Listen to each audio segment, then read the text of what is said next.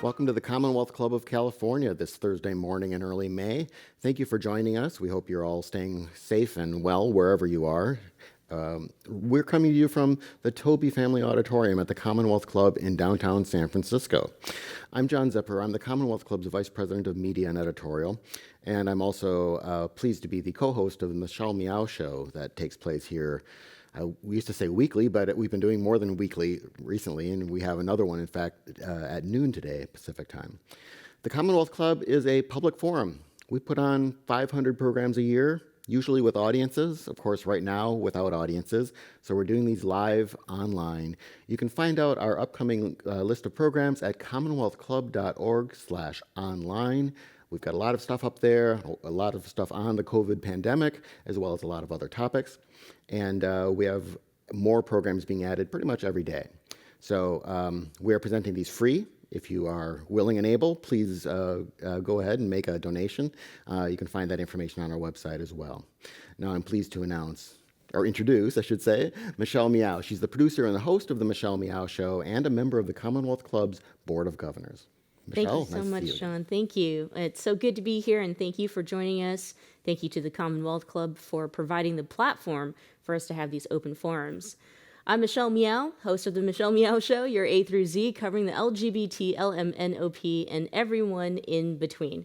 Our special guest today has over 10 years of experience coaching women's and men's college basketball. Just recently, he was the assistant coach and director of basketball operations at the University of North Carolina, Wilmington. And he just came out, actually, very publicly in an opinions piece posted at outsports.com. And I'm just going to read a quote for you, and I think it's the best way to introduce him. This is a scary time for everyone, and the unknown is always difficult to deal with. But I have made a decision to use this time to become completely open and honest with myself and the people around me. I'm gay. Let's welcome Matt Lynch to the program. Matt, thank you so much for being with us. Thank you for having me. It's a pleasure to be here. Now, does it feel just as good writing it to the world, I'm gay, than saying it out loud to everyone who's watching this morning? Yeah, it's been a great month. And everybody's been super positive with me, and it's an exciting time. Let's take it all the way back, because traditionally we do ask the question of share a coming out story with us, but since that is the entire show for you, we're talking about your coming out. Yeah. Let's talk about, let's start with maybe the moment that you knew for yourself and the moment you came out to yourself. Yeah, I think it was something that I always knew, but tried to hide. Just in growing up, everybody goes through their own journey, and everyone's journey takes a different amount of time. And I knew at a young age, but tried to fight it. And through this process, I was naive to think that I could bury something as strong and big in your life as someone's sexual orientation. And eventually I come to terms with it. I have a great family that supported me. And I did the article and not looking back. In the article, you do kind of mention kind of starting with one person and then the second person and increasingly enlarging the circle of people who knew. Who was the first person you told or informed, and how did that go, and what were you expecting to happen, and what happened? The first person outside of my family that I told was one of my best friends. We're still friends today. Her name is Lauren Davis. She works at Tulane University, and she's just somebody that always had my back, always supported me. And it was one of those times, to be honest, to say that I knew that this was going to be easy. I knew how she felt about me, and that I would have her support. And I was ready to get it off my chest, and it didn't change a thing between her and I wanted to ask actually, about basketball and the love about basketball before we get into talking about the different relationships and the culture of sports. I assume every coach out there, he has, they're athletic as well. I don't know what came first. loving to help folks be their best talent, or you as the talent himself? Did you play basketball? Yeah, so I played growing up, and to be honest, the talent never came. I wasn't necessarily there. I started playing because my dad played, and it's kind of basketball is just something my family always did.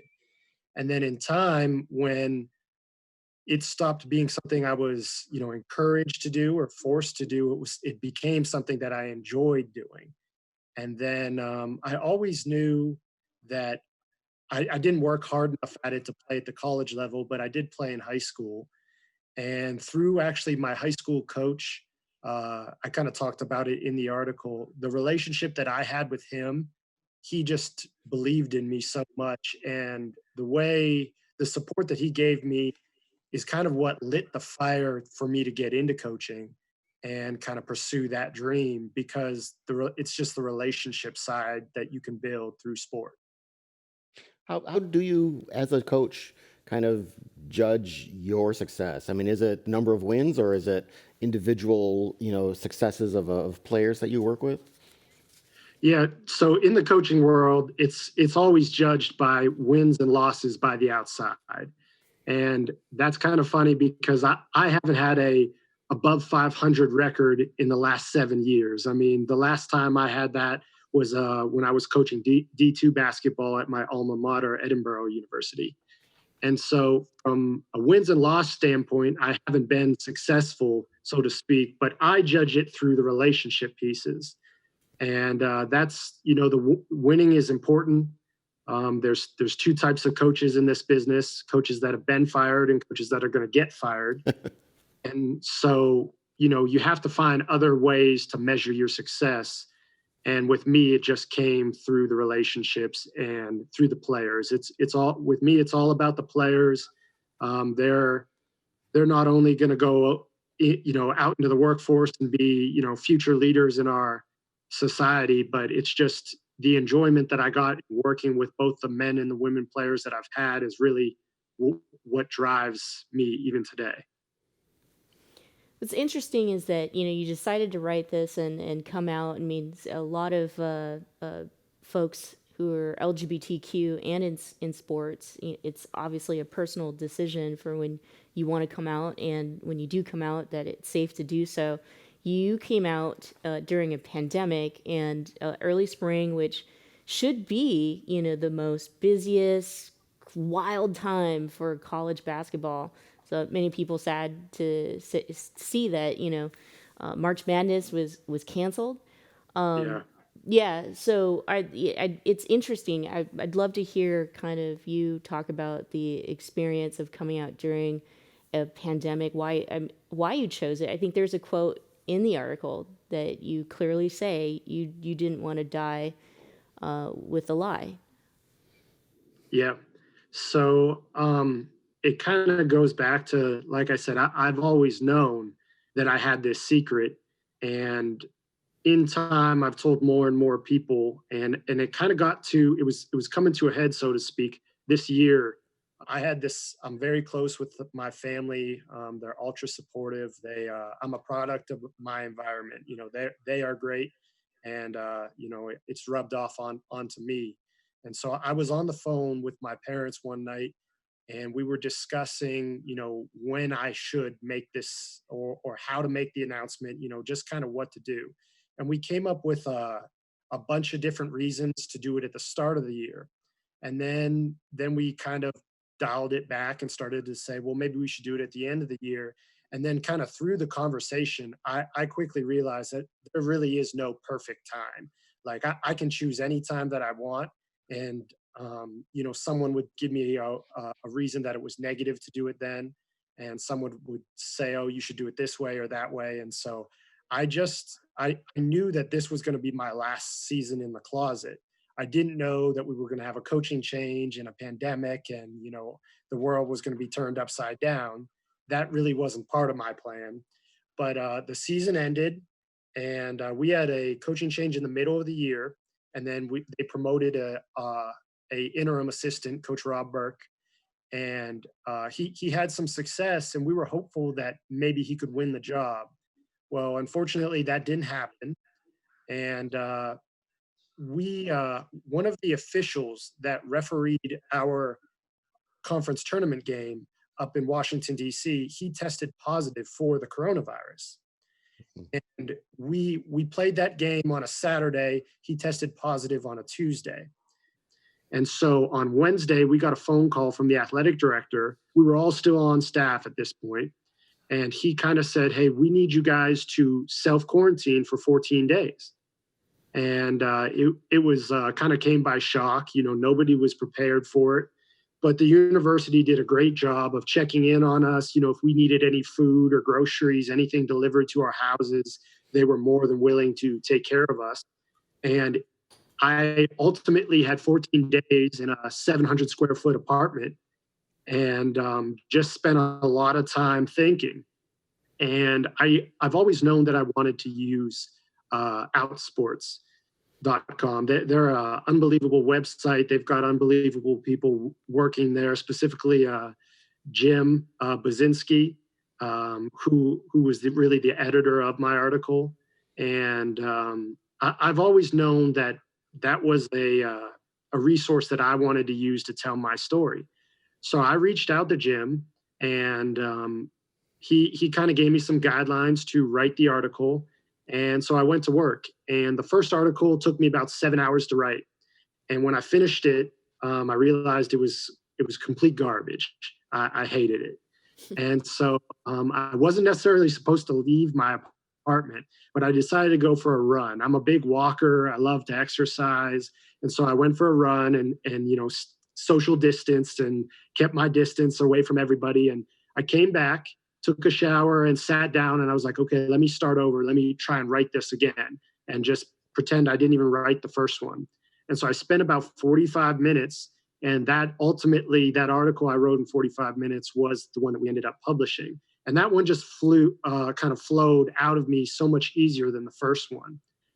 And I just kind of made the decision that I didn't want to be in a situation where I got a call about a job and they wanted me to come and interview, and I just didn't want to be backed into a corner in which I was in the closet again. And, oh, I don't want to come out with this secret because I'm afraid that so-and-so might judge me and then I might not get a job. And I just wanted to put it out there. I wanted it to be known. I wanted to be authentic, and I wanted it, the next coach, whoever does hopefully offer me an opportunity, I wanted the honesty and the truth to be there. And I really felt like I was just playing with house money. I didn't have anything to lose. I didn't have a team or a job to lose, or, you know, I didn't have players or parents or anybody that could feel a certain type of way. I was a free agent, so to speak, and I just wanted to roll the dice and kind of bet on myself. Jim Bazinski at Outsports.com did a follow-up article, I think it was yesterday. And in it, he checked in with you again, and you were saying what has happened since then. And what I was particularly interested in was the day of. So the day that this actually appears in Outsports.com, you went for a drive, right? Yeah, I drove. We were done with self-quarantine by then, and I was coming back up to Pennsylvania to my parents' house, and I wanted to be there for the Easter holiday, and I'm actually still here now. I'm going to stay through Mother's Day. And so I just knew that it kind of ended up being perfect timing. And I wanted I was happy that the article was coming out on that Friday for multiple reasons, but one of which I was going to be in the car for a 12-hour drive, and the adrenaline just kind of helped me push through. Matt, you mentioned earlier, you know, being a good coach and what makes a good coach. And you talked about how important the relationships are, and I'm hearing you talk about the importance of being authentic, and that's obviously important in relationships. Tell us a little bit more about, you know, the people that you started to come out to, the responses from some of the players, maybe, and maybe some of the people that you're most afraid of knowing, you know, that you're a gay man, and if they have responded to you as well. Right. So probably the first major person that I told was one of our assistant coaches. His name is Coach Rob Burke, and he is the coach in the article that I kind of tell a little story about. And to me, that sums up who he is. And just to kind of put that into perspective, Coach Burke was hired alongside with me, and we worked in a separate office, kind of opposite the coaching staff. And when he was hired as the director of ops. My first position, my first year, was video coordinator. And we had this very unique office that was underneath the stairwell in our arena. And so we referred to it as the dungeon. You know, it was dark. There was no windows. There's one way in and out. And we both value the relationships with the players. It's all about them. And so we just did some things to kind of create a player friendly environment. We added an Apple TV. We got a fridge. We always had food. We'd get the music going, and it really was, you know, from the hours of 9 to 5, that place would be a party. The dungeon was popping all the time. So him and I, we just built this strong relationship. That first year, his family didn't move from his previous job, Wilmington, yet, and so he called it his sabbatical. He was living his sabbatical year away from his wife and kids. And so with me being single, we'd work all hours of the night, and we just really built a great relationship. And so, you know, if there was any coach on staff that probably had an idea, you know, that I was gay, it was Coach Burke. And that was mainly because we would go out socially, whether it was to the bar or with other athletic department staff. And there would be situations, you know, that would put me around females. And he would just notice that I would really never pursue it. But this past year, I wanted to tell him. And so we've gone for, you know, post-work beers, you know, hundreds and hundreds of times. And so I told him, hey, I want to go get a beer, and I want to tell you a story, and I got something I really need to get off my chest. And so he said, great, let's do it. And so we went, we had a couple beers, and we were watching football and, you know, snacking on some chips. And eventually I kind of mustered up the courage. I had written this note on my phone, and the note pretty much explained that I was gay in a very, very elaborate way. It was, you know, over the top. And I still sometimes couldn't even bring myself to say the words. And so I had a couple beers and got a little bit of liquid courage in me. And I pulled the phone out, and I was like, you know, Burke, need you to read this. And I slid it across the table to him. And so he starts to read it. And as he's reading it, he's smiling and he's smiling. And, you know, he's nodding his head and shaking his head. And eventually he gets up and he comes over and he gives me a big hug. And I got to pause the story real quick. Now, what you need to know about Coach Burke is he knows everything. At least he'll tell you that. He's never been wrong. He's got all the answers. You know, he's locked in all the time. And so he knew that I was gay. You know, he's known forever, all this stuff. And so he gives me this big hug, and then he turns and he smacks me on the butt, and then he starts laughing. And I kind of like look at him, and I'm like, what are you doing? And he's like, you know, you probably like that, don't you? And I'm like, Burke. And he's like, what? And he's like, you do? Like, I'm just giving you what you want. And I'm like, no, Burke, I don't like you. And, you know, we had this morning ritual where we'd go work out in the morning with our strength coach, Ben Fleming. And then we'd go back to the staff locker room. We'd take a shower and go down to the dungeon. We'd get the day started. And so he was quick to tell me, he's like, hey, we can still work out in the morning, but like when it comes time to shower, like I don't want you looking over here at this 232 body. Like this ain't for you. And like he's just a giant goofball. And with him being so goofy about it and just so open to it, it instantly just gave me confidence that I could just be myself around him. And that exchange between him and I really, it kind of propelled me through the year. I told more and more players, friends, family, you know, all of that as the year went on. And it's really, it's unique because just like you guys asked, everybody asked like, oh, how did the players deal with it? Or what do the players think? And to be honest with you, the players are the most receptive. The players are, they're younger, and as they have grown up, being gay, being lesbian, being bi, transgender, anything, has become more and more common, as we know. And so with those players, as they've grown up, it's been more and more common. They're more and more exposed to it. And through that situation, it's not as big of a deal. It's definitely, I catch people by surprise. Apparently I don't give off that vibe or, anything like that.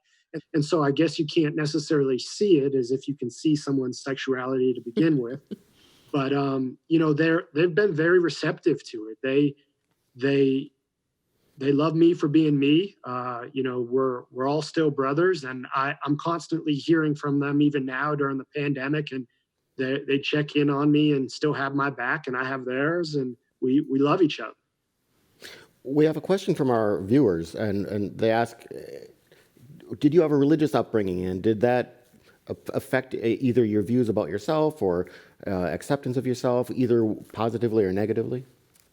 Yeah, I was raised in the Catholic Church, and I went to Catholic school growing up. And to be honest, I was always around good people. The Bible is often left open for interpretation, and I've never really been a fan of that. Like, I like to, if I'm going to read something, I'm going to read it and I want to make a decision on it myself. Because there's multiple contradicting messages in there. But I've kind of, from a faith standpoint, I kind of live my life on treat people the right way, do things the right way, and treat people how you wanted to be treated. And there was never any moments, growing up where I had the church in the back of my head as, I was living a sinful life or anything like that. I am who I am. I was made this way. It's not a choice. And, I was created for a reason, and I'm just kind of trying to live my life to the best of my ability. Mm-hmm.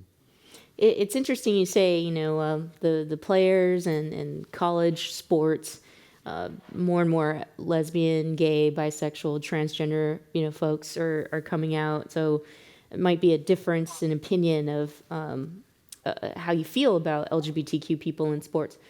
But in professional sports such as the NBA, NFL, that all still is being worked out. I think it's still a pretty homophobic environment in a lot of ways. I mean, personal opinion, but I mean, not a lot of LGBTQ people in those professional settings are coming out. Do you think that that's also a generational thing, and that there could be a complete shift soon? Yeah, so that's why I think outsports.com is such a great site, because they they publicize that. And so there has been, athletes that have come out, Robbie Rogers, Michael Sam, Scott France.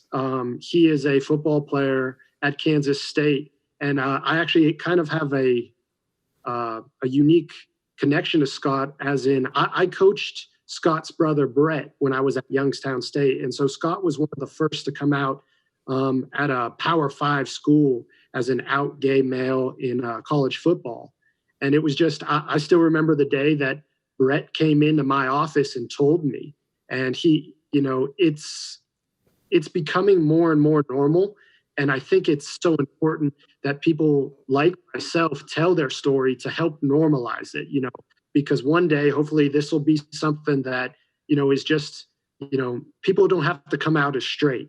And, it's just, we shouldn't have to make announcements or write, lengthy articles on outsports.com. I'm not trying to put them out of business, but like, I look forward to the day that it's just, you see a person for a person and not whom they want to put their head down next to at night.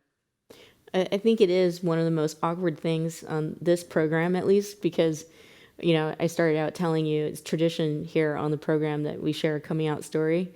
And so sometimes we'll ask a straight person, share with us a coming out story, however however that connects with you. And so it's always like a chuckle, because most of the heterosexual people who come on the program are allies anyway. But you're right. Super right. I love that quote where it's not, it's about eliminating the need to come out. And that's why we still share these stories. John. Well, you've said, and it might have been in Jim Bazinski's follow-up article, I'm not sure, but you said you heard from folks, including some folks in the NBA, and talk a bit about what you heard and why it's important that people who, we have those straight allies and others who will, welcome people when they make or reveal something about themselves like this.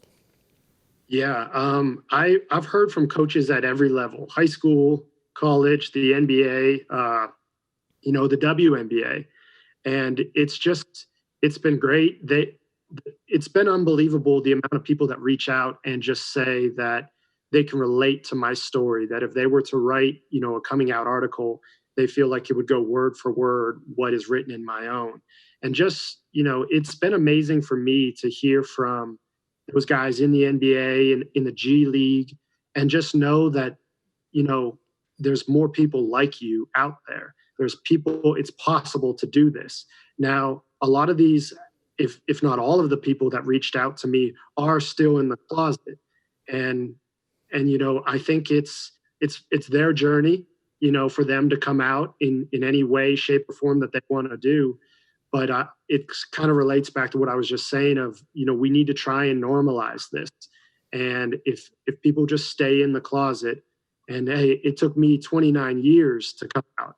And so, we need to tell our stories, and we need to connect with people, and we need to, I kind of said in my article, I didn't have a specific role model coming up.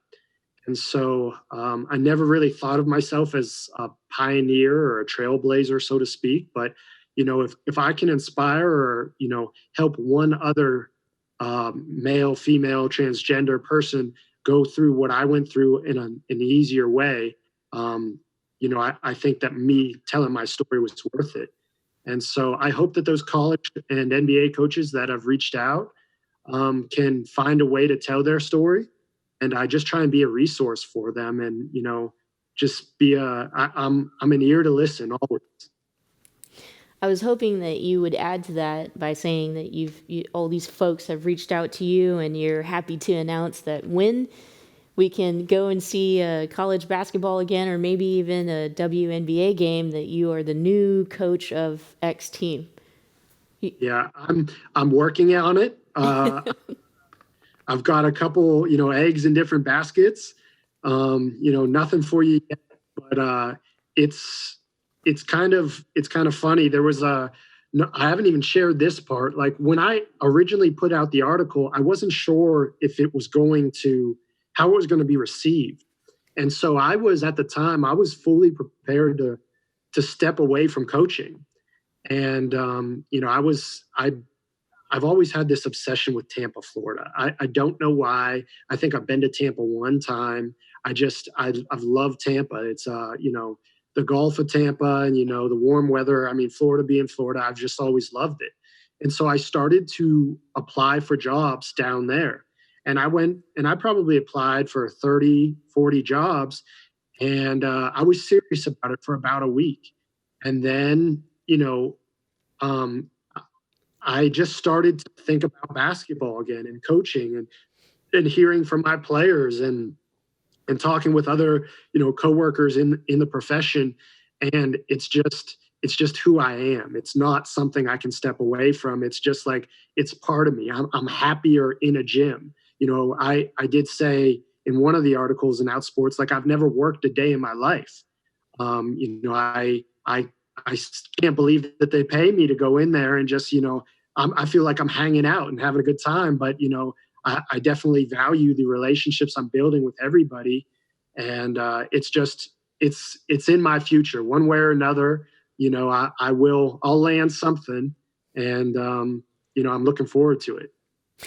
In I think your original article, you mentioned, yes, you enjoy the work, but that you actually did work a lot, and you became really good at your job, partly because you were the one who was staying late and who was, not going out carousing or whatever. Now that you're out, are you slacking off and you're just going to become a lazy coach? No, not at all. It's like, it's not going to change. I am definitely going stir crazy, as I think everybody is in quarantine. I have picked up, I'm trying to read more and kind of keep that mental edge going since there's not a lot that, you can do. But I'm doing that and I'm walking a lot. I'm walking like, 8-10 miles a day, just listening to podcasts or, books on tape or anything like that.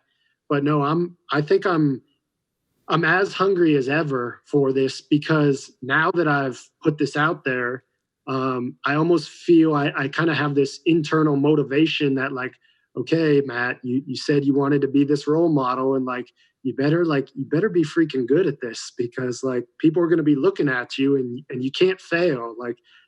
So it's there's a lot of motivation to find a way to one, land a job and then succeed, continue to climb the ladder and show people that there's you can be gay in sport. I think a lot of us are even asking ourselves and asking our colleagues, so what happens next? What's going to happen to us? I'm curious to know if, what kind of thoughts you're having about the future of basketball, sports, and especially the opportunity to come to a game. If you've had any internal conversations with other folks in the league, or the people in college basketball and kind of what they think, like what might change about it. Yeah, so I've also used this time to research the NBA and learn a lot about the NBA. And so I've kind of heard a similar message between both groups. And it just sounds like the summer is going to be off limits. The juice isn't worth the squeeze, so to speak, as far as bringing everybody back too soon. And so, I know for a fact, North Carolina Wilmington has, only online summer courses. Like there will be no in-person classes. But like in the state of North Carolina, the state system has committed to, having in-person fall classes, and they've come out and said that. Now, obviously, nobody can predict the future, but I know that the NBA is trying to come up with ways to continue the season, and I think it's really important that they do. But obviously, the players' health and the coaches' health and everyone's health is at the forefront of everything, and it's a logistical nightmare. The WNBA, so to speak, is they're still an up and coming league and don't always get the attention that I think that they deserve. I mean, those are the best women players in the world. And, it's important that league continues on. They've got some good momentum and they need that season to continue building that brand that they have. I actually got on the phone yesterday with Coach Kurt Miller of the Connecticut Sun, and we talked for a long time. And, he just kind of expressed that, they're trying to figure out ways to keep the season on and figure all that out. But it's just a logistical nightmare. And I don't know what's going to happen. If that tells me that, they're going to have to postpone the WNBA season and more than likely cancel the NBA season. But I hope that doesn't happen. Yeah. Yeah. I had this vision that, is it possible for basketball players to play in hazmat suits or face shields and latex gloves? I guess at that point, yeah, you might as well cancel the season and hope for the best in our health. John. Kind of a different direction from that. Someone in the audience asks, is coaching in the NBA a goal of yours, one of your aspirations, or do you prefer college level? You would think both NBA and college is, similar, and there's definitely a lot of similarities to it, but they're two different complete worlds. And so that's why part of my quarantine project, has been to just learn about the NBA. And because I know nothing of the, Players Association and the cap space and all of that stuff. And so I've just been trying to learn as much as I can. And, I just know I want to be in basketball. If the right opportunity comes in the NBA, I'll absolutely pursue it. And if the right opportunity comes at the college level, I'll definitely pursue it. I could see myself probably doing a little bit of both. Obviously I wouldn't be bouncing back and forth year to year, but I could see myself going into the NBA for a few years and maybe trying to come back to the college level or continuing in the college level as I continue to learn about the NBA and, go there. I mean, it's with me, it's about this next one is about finding the right fit. I need to find a coach that is going to support me and my lifestyle, and also allow me to be a advocate for the gay community and help me kind of normalize this. That's interesting. We've had Katie Sowers on our program here, and she's the Yep. out 49ers assistant coach. And it was kind of great to see at the Super Bowl that she was getting a lot of national attention as the first out, coach to be in the Super Bowl. But going along with what we were just talking about, I know, okay, I don't know coaching well, but I know different coaches and assistant coaches have different responsibilities. Is there one of those positions that you enjoy the most, or that really, fits with your conception of how you see yourself being able to really have an impact, or are they all you want to have them? You want to do them all sooner or later? I mean, how does that work with you? Yeah, it's funny because even in the article I talk about, I would just go to work and work and work and not worry about being gay or go on dates and being in a relationship, and everything I think I do, revolves around that word, relationships. And with me, I think my greatest strength is my ability to form relationships with our guys. It does help. I'm 29 and I'm close enough in their age, and I look like I'm 12, and so they relate to me. And I have a master's degree in sports psychology that I got from the university, or from Miami, Ohio University. And it just taught me so much. It wasn't something I was really planning on going after, but one of my mentors, Colleen Day, really encouraged me to do that. And it helped me look at coaching and look at players in a completely different way. I mean, this past year we had a young man on our team, and he was a junior college kid. Came in, and I got to know him, and he would take his heart out and he'd put it on the floor for you. I mean, he would just play so hard all the time. And like, the analogy I used with him is he would get so frustrated that I think of like a cup of water, and like in coaching, you want to pour into your players and with knowledge. And so in order to hit this particular player, you would almost have to like go down the bench, sit down next to him, and be like, okay, talk to me. And he would vomit out the mouth frustration for about 3 straight minutes. And I would just sit there and nod and listen, and yep, okay, got it. And I just had to let him get that out, because his cup was so full, it was overflowing, that like, in order for me to coach him, I had to empty some of that water so that I could pour back into him.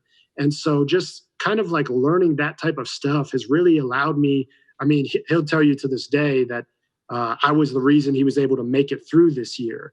And, just those relationships is really what drives me. And so any job that I take, I want to be able to recruit. I want to, if I'm in the NBA, I want to be working with the players, and kind of, I love being a part of a team. I think I cannot remember a year in my life that I wasn't a part of a team.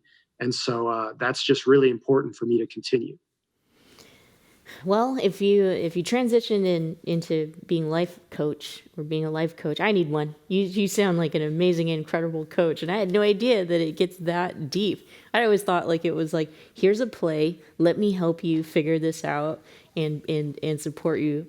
Matt, what about the LGBTQ community's response? Has Ellen DeGeneres sent you a toaster yet? Like, welcome to the family? No, and I'm waiting on it. Like, I'm ready to go.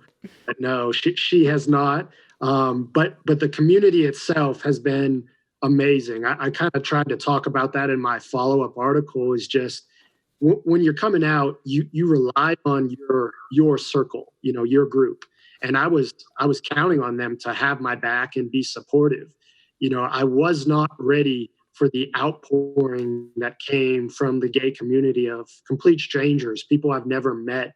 And within that, it was it was tough to read some of their stories that they would send me. And somebody would say, "Hey, I'm 55 and I have a wife and 3 kids, and I am going to die with the lie, and I am, I can't come out, and thank you for doing it, and you'll be so happy, and your heart breaks for those people." And I took the time to read every email, and there really was hundreds of them, and tried to respond to everyone and just let them know that I saw their story and I understand, and just kind of like continue the conversation. It's been weird, and I've learned in this process that like some people would email me and have ulterior motives, and so it's been interesting to kind of like thread through all those. But in doing it, I got to meet and talk with a lot of genuine people, and that's has really been hopeful and inspiring, and it's just something I look forward to. I mean, I love every time that Jim wants to put out an article, because at the bottom he puts my contact information or my social media, and it allows more people to like find me and reach out and just continue the conversation of trying to normalize this. While we're there, why don't you give people your Twitter handle so they can follow you? Yeah, at Lynch, LYNCH 5_, and it's the same for Twitter and Instagram. I do have Facebook, but I'm not good with the Facebook. I because Jim asked me to, and there's a couple great resource groups on there that I've really enjoyed being a part of. But Facebook can get overwhelming quick, so I just kind of usually operate with Twitter and Instagram. You mentioned there were some folks who wrote you and they had ulterior motives. What do you mean by that? I guess to start, like maybe like people interested in pursuing a relationship or getting to know me in more romantic level. That was, that's, as somebody, I've never been on an official date. I've gone on a couple, whether it was like a dating app date or something like that, but not like, not an official. I'm not trying to like hide part of my life and don't want you to figure out what I do and all that. And so that part of being gay is completely foreign to me. And, just interesting to talk with some people that were interested in me in really that way, whether they were close to my age, younger than me, older than me, all of, that delicate dance, so to speak. And it's an ongoing thing. I got a lot of experience. I can coach you guys how to guard a ball screen, every day of the week. But going on a date is something new. And when this quarantine ends, I'll get a little bit more practice at it. I did wonder, coming out during quarantine or pandemic, how would dating go? Is that an all virtual experience, or I guess you're kind of swimming through it and not necessarily throwing yourself in the dating pool, but being very right. Cautious a little bit. It's been interesting, and like everyone's like, couple of my guys, I would always ask them about their girlfriends and their relationships, because at the end of the day, at the college level, like players are going to listen to their significant other more than they're going to listen to their coaches. And so I've had to learn that, like, if I want to try and reach a certain player, I need to get to know his girlfriend. And I kind of would dub all girlfriends baby girl. I gotta, when are you gonna bring baby girl by the office? I need to meet baby girl. How's baby girl doing? What's going on with baby girl? And so it's been funny to see how my players have now taken that, twisted around, and now they'll call me and, hey Matt, how's baby boy doing? Like, what's baby boy up to? Or what's going on?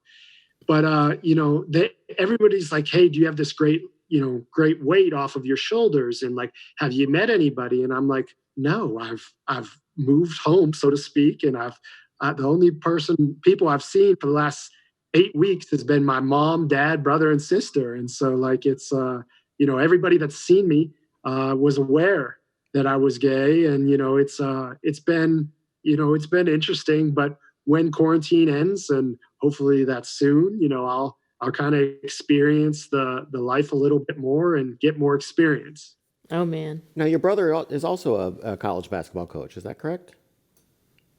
He is now in the high school level. Okay. He used to coach at college basketball, women's basketball at Edinboro University, but now he's coaching high school basketball at Cathedral Prep, and it's kind of it's a family affair. My dad is his assistant, and mom and sister are biggest supporters. And I send him texts before the game and check in on him, and he's my best friend without a doubt. And he's doing a great job with them.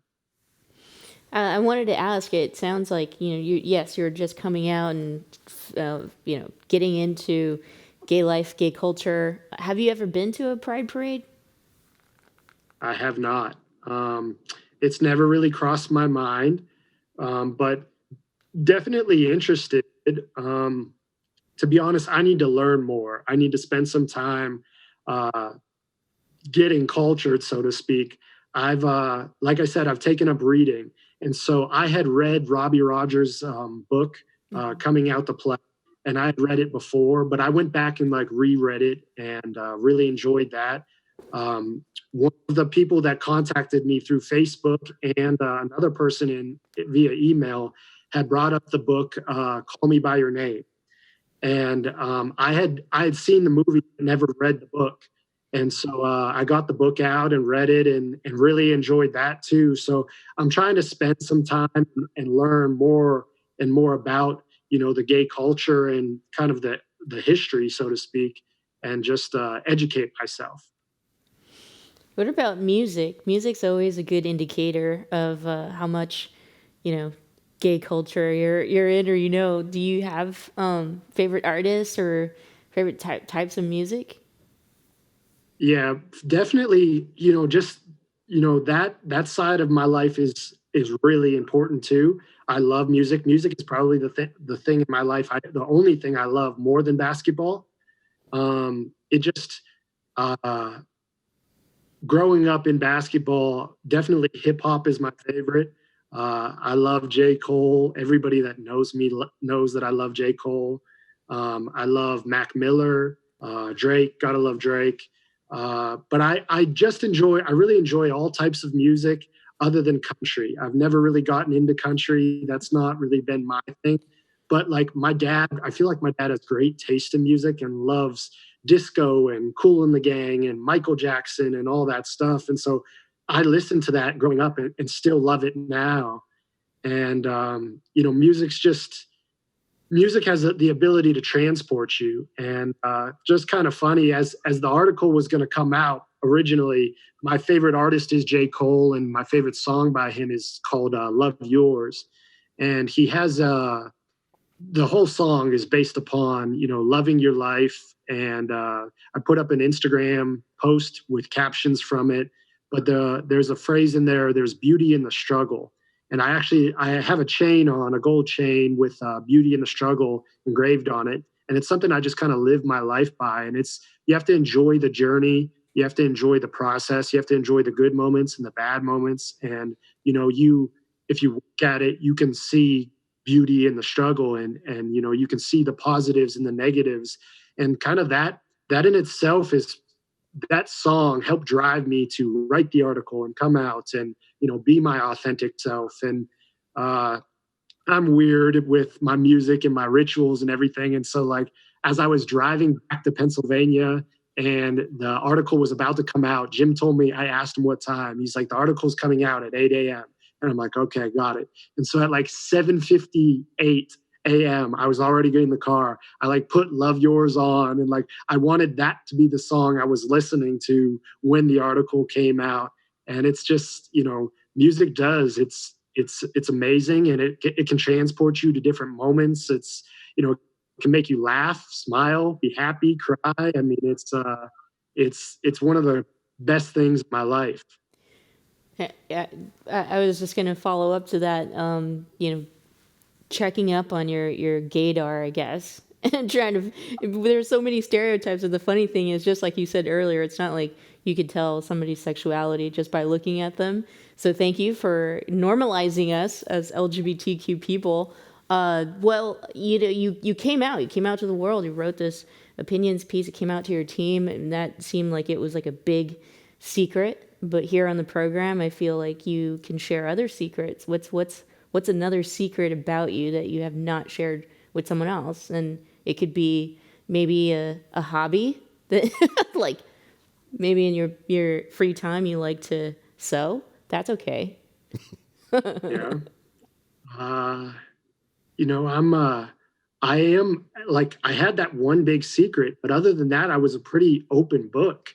You know, and I would get so good at hiding that I'd feel like I'd have to deflect and tell you something else. But I mean, just to stick with music, like definitely a big Bieber guy, like Justin Bieber, all about it. Like No. he got great. The album that he just put out, Changes, like he is so in love. I hope one day I am half as in love as what he is, because every one of those songs, it's just like you can feel how much he loves his wife through that. But you know, no, I just All right, I'm ending the hoping, program. You and my wife can go chit chat about Justin Bieber now. yeah, love to, you know. John. Okay, well, outside of music, who are some of the other people who've inspired you in your life, or who've been your heroes? You know, I would start, you got to start at home with me, with my mom and dad. You know, they just, I use the phrase often, I am a product of my environment. And just between the two of them, I feel like I've stole the best qualities from both of them. And, you know, my dad he's such a hard worker. He's worked for the same business for quite a while, and happy to say that was able to sell it, and he's going to retire at the end of this year. But there's moments in my life with him. You know, there was a tough family moment where my uncle had an accident and was paralyzed from the neck down, and the doctors said that he was never going to walk again. And I remember being younger, and I would go with him to the hospital. And every day my dad would, you know, pull the hospital bed sheets back, and he would stretch, you know, my uncle's legs, and he'd do exercises with their legs. And, you know, he'd kind of do arm circles with his arms, and he'd make sure every joint was moving. And he would do it day after day after day, and just go in there and kind of work my uncle out, so to speak. And he was not going to give up on him. And that was really, really inspiring to see at a young age. And then on the other end, my mom is just the most loving, caring person I've ever met. I give her a hard time, and I say that she's persistent. She is. When she puts her mind to something, she does it. And she doesn't care if she needs your help, or if it's something that you want to do. But like when she sets her mind to it, she's going to achieve that goal. And like I say it all the time, like I am my mother's son. Like I get that from her drive. And, you know, she moved out of the house at a young age, and she was working 2-3 jobs to support herself, but she wasn't going to give up on that. And that they both just have inspired me. And I'm so blessed because they've accepted me as who I am. And, you know, they've really, everything I've accomplished, I owe to them. And then obviously my brother and sister have played huge roles in my life as well. If I was to look outside of my family, I'm really inspired. This is a new one by Coach Kurt Miller with the Connecticut Sun. Like I said, I talked with him yesterday in the WNBA, and just he told me his story yesterday, and he's been able to accomplish what I want to do. He's been successful in his sport. Now his sport has been women's basketball, and that's not a knock on him. I mean, I think he can coach men, women, whatever. It wouldn't matter. And he'd find a way. He's got the drive to be successful. And I learned so much just in that hour conversation I had with him yesterday. And, you know, I want to be able to drive and be successful the way that he's been in the men's game, and kind of be a an advocate for other people like myself. And so just I've been really blessed to be around great people, and that's key to anyone's success. As we wind down, Matt, I'd love to hear your thoughts about, because I think you are the future of LGBTQ in sports, and that is our hope, that there is no closet, to have to come out of. But what are your thoughts on what some things sports culture could do, even policy-wise, to make it safer for LGBTQ people in sports to be themselves? I think if you really want to educate people, it needs to start at a younger age. I think it needs to, for example, sex education. They teach sex education in high school, but they only teach it, male to female, female to male. And I think if you were to start to educate people younger, that would really make a difference. And then it's going to sound like a cop-out answer, but just like the more people that continue to come out, the more people that go to outsports.com and email Jim and write their story will help normalize it. Because, I, even in my own experience of coming out, I had plenty of players, reach out to me, players that I haven't talked to in years. And one specific reached out and he apologized for saying, the word gay or homophobic slurs or whatever. And he's like, hey, I didn't mean it. I'm sorry. I hope I didn't offend you. He's like, we used to just kind of laugh that off. And I think by him now knowing that I'm gay, it normalized it. And now he doesn't look at it as, oh, that's a gay person or it's a lesbian or a bi, tri, whatever. It's now they look at him like, oh, well, that's Matt. If I'm going to make a homophobic slur like that would hurt Matt. And so in doing that, it's normalized it. And I think as soon as people, I'm learning this quickly, that when people get to know someone in their life that is in the LGBTQ community, it changes their perspective really, really quick. It's no longer like, such an issue because now it hits closer to home. And so, try and normalize it. Be an advocate, read. I talked to a class from Ole Miss, and one of the students kind of asked, what can we do to help? And I said, it's as simple as when Outsports puts out an article, we all have social media, retweet it, like read it and retweet it, read it and post it to your story on Instagram. Even if it doesn't hit home with you, even if it's about someone in soccer and you're a baseball guy, just by you taking that article and spreading it amongst your group, you don't know who in your group will see that article, and it'll mean something to that person. It'll benefit them. It'll show them that there's people out there and that, the acceptance is growing. And so just share the link to the stories and help promote, knowledge and defeat ignorance. What about anti-LGBTQ discrimination rules on the court? Are those, is there such a thing, or are there rules on the court for anti-hate? It's kind of an untapped area, I would say. There's not a ton of, to be honest, this, coaching 10 years, I can't ever say outside of the women's game. In the men's game, I can't say like I ever knew if I was going up against someone in the LGBTQ community. I'm sure because they were closeted. And so I don't know specifically that there's rules, but there's been plenty of times that, like I said, that I've heard, oh, don't do that, that's gay, or something like that, come out of even one of my own guys' mouths. But I think that is already going to change now that I've come out and told my story. And I can definitely understand how that could be a fear for someone to come out, but I hope that we can move past that in time. Absolutely. John? I mean, what about just basic, NCAA rules on hiring, staff and such like that? Are there any anti-discrimination laws that you know of there, or rules? I know that, as people post jobs, in a lot, especially in colleges and universities, there are, those laws are in place. Yeah. It's been an interesting kind of dance for me, even as I'm applying for these jobs, because I say I want to be authentic, but I'm not always sure how to go about bringing that up.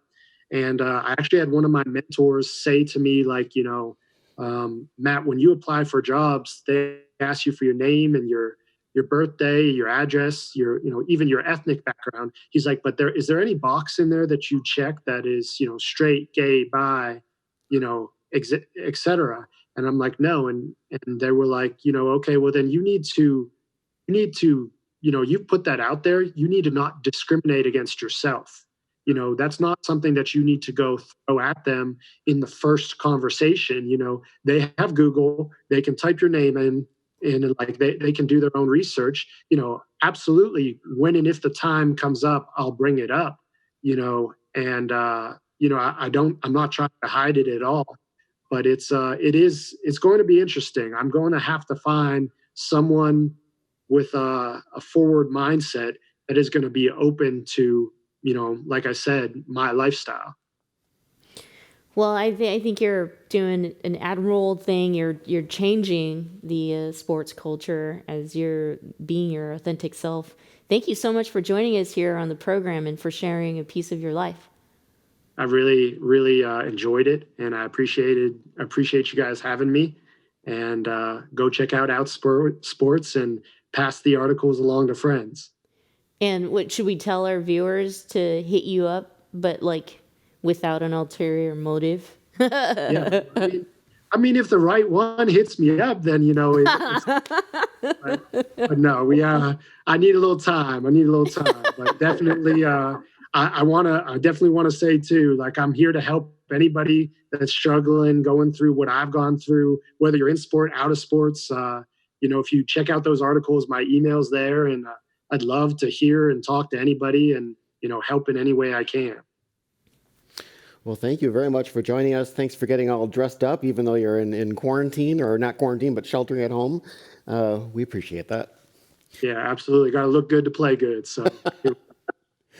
And thank you all for joining us. This program will, of course, also be archived on our website at commonwealthclub.org, and we'll be podcasting it. So, and you can find out more of our upcoming free online programs at commonwealthclub.org/online. Thank you, everybody. Have a good week.